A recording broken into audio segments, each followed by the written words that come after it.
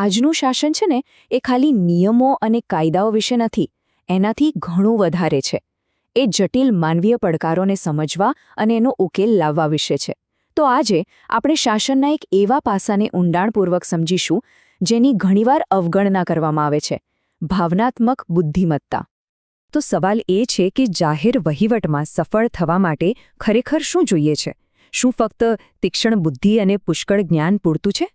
કે પછી કોઈ એવો ગુપ્ત ઘટક છે જે એક સારા વહીવટકર્તાને ખરેખર ઉત્તમ બનાવે છે? બસ આ જ સવાલ આજના આપણા વિશ્લેષણના કેન્દ્રમાં છે. અને એનો જવાબ છે ભાવનાત્મક બુદ્ધિમત્તા, એટલે કે ઇમોશનલ ઇન્ટેલિજન્સ. જી હા, આ એક એવો ગુણ છે જે આજના જટિલ શાસનમાં સફળતા માટે લગભગ અનિવાર્ય બની ગયો છે. તો ચાલો જોઈએ કે આજે આપણે શું શું સમજવાના છીએ. સૌથી પહેલા ભાવનાત્મક બુદ્ધિમત્તાનો પરિચય, પછી એના 5 મુખ્ય સ્તંભ, વહીવટમાં એનો ઉપયોગ કેવી રીતે થાય છે, અને છેલ્લે આઈક્યુ કરતાં ઇક્યુનું મહત્વ કેમ વધી રહ્યું છે. ચાલો તો સૌથી પહેલા શરૂ કરીએ ભાવનાત્મક બુદ્ધિમત્તાના એકદમ બેઝિક કોન્સેપ્ટથી. આખરે આ શબ્દનો મતલબ શું છે અને એ શાસન માટે આટલો બધો મહત્વપૂર્ણ કેમ ગણાય છે? તો આ ભાવનાત્મક બુદ્ધિમત્તા છે શું? એકદમ સાદા શબ્દોમાં કહીએ તો એ પોતાની અને બીજા લોકોની લાગણીઓને ઓળખવાની, એને બરાબર સમજવાની અને પછી એને અસરકારક રીતે મેનેજ કરવાની ક્ષમતા છે. અને આ સ્કિલ ફક્ત પર્સનલ લાઈફમાં જ નહીં પણ પ્રોફેશનલ સફળતા માટે પણ ખૂબ જ નિર્ણાયક છે. હવે આ કોન્સેપ્ટને જરા ઊંડાણમાં સમજવા માટે ચાલો એના 5 મુખ્ય પાયા જોઈએ. પ્રખ્યાત મનોવૈજ્ઞાનિક ડેનિયલ ગોલમેને આ 5 ઘટકોને ભાવનાત્મક બુદ્ધિમત્તાનો પાયો કહ્યો છે. જુઓ, આ 5 સ્તંભ છે ને એ એકબીજા સાથે જોડાયેલા છે. પહેલું છે આત્મજાગૃતિ, એટલે કે પોતાની લાગણીઓને ઓળખવી. બીજું છે આત્મનિયંત્રણ, ગુસ્સો કે આવેગ પર કાબૂ રાખવો. ત્રીજું છે આત્મપ્રેરણા, કોઈ બહારના રિવોર્ડ માટે નહીં પણ અંદરના ધ્યેયો માટે કામ કરવું. ચોથું સહાનુભૂતિ, બીજાના દૃષ્ટિકોણને સમજવો.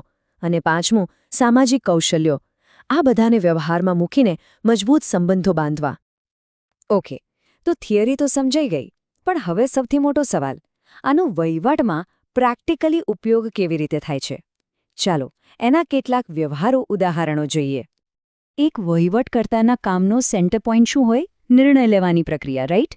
અને બસ આ જ પ્રક્રિયામાં ભાવનાત્મક બુદ્ધિમત્તા એકદમ નિર્ણાયક ભૂમિકા ભજવે છે.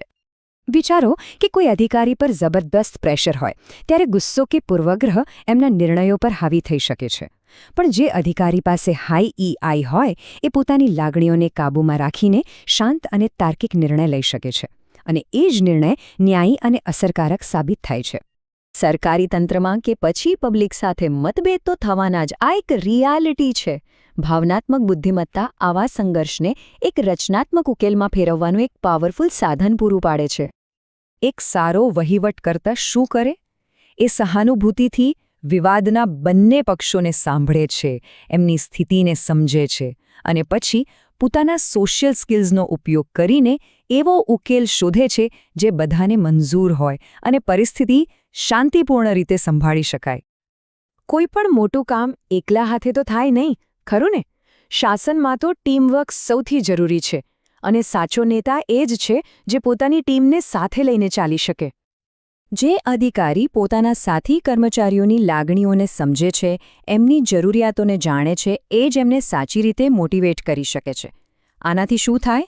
ટીમમાં વિશ્વાસ વધે છે, કોઓપરેશન વધે છે અને છેવટે કામની ક્વોલિટી અને સ્પીડ બંને સુધરે છે. અને જુઓ, EIની ભૂમિકા ખાલી ઓફિસની 4 દિવાલો સુધી જ સીમિત નથી, એનાથી પણ મોટી છે. એ લોકશાહીના જે મૂળભૂત મૂલ્યો છે ને એને મજબૂત કરવા માટે પણ એટલી જરૂરી છે. અહીં સહાનુભૂતિની અસલી તાકાત દેખાય છે. એના દ્વારા જ એક અધિકારી એ લોકોની સમસ્યાઓને સમજી શકે છે, જેઓ સિસ્ટમથી સૌથી દૂર છે. આ જ તો છે સિટીઝન સેન્ટ્રિક ગવર્નન્સનો અસલી મતલબ, જ્યાં નીતિઓ લોકો માટે અને લોકોથી પ્રેરિત હોય. વહીવટી સેવાઓમાં કામનું પ્રેશર, સ્ટ્રેસ આ બધું ખૂબ જ કોમન છે. આવી પરિસ્થિતિમાં અધિકારીના પોતાના માનસિક સ્વાસ્થ્ય માટે પણ EI ખૂબ જ જરૂરી બની જાય છે. જે અધિકારી પોતાની લાગણીઓને ઓળખીને એને કંટ્રોલ કરી શકે, એ ગમે તેવી તણાવભરી પરિસ્થિતિમાં પણ શાંત રહી શકે છે. આનાથી એ લાંબા સમય સુધી અસરકારક રીતે કામ કરી શકે છે અને બર્નઆઉટ જેવી ગંભીર સમસ્યાઓથી પોતાને બચાવી શકે છે. અને હવે આપણે આ વિશ્લેષણના સૌથી અગત્યના મુદ્દા પર આવીએ છીએ.